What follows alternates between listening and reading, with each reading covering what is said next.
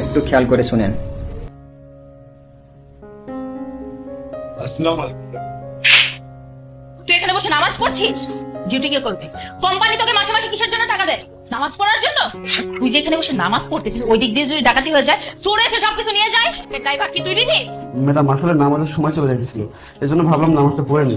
আর আমি নামাজ পড়ার আগে চারদিকে লক্ষ্য করছি, কোনো সমস্যা নেই ম্যাডাম। একদম চুপ। তুই মুখে মুখে তর্ক করছিস? এই তুই জানিস এই অফিসের এক একটা জিনিসের দাম কত?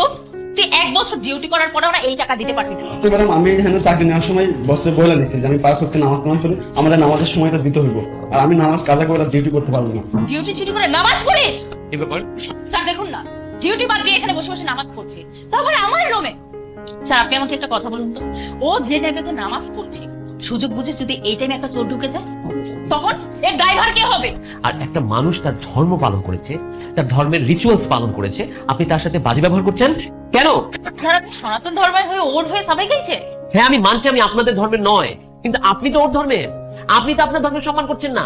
এই লোকটা ছোট থেকে বড় হয়েছে নামাজ পড়ে, 5 ওয়াক্ত নামাজ সে পড়তো। সে আমাকে বলেছে, কোম্পানিতে জয়েন করার আগে সে আমাকে বলেছে তার 5 ওয়াক্ত নামাজের টাইম চাই। আপনি কে ওকে নামাজ পড়তে বারণ করার?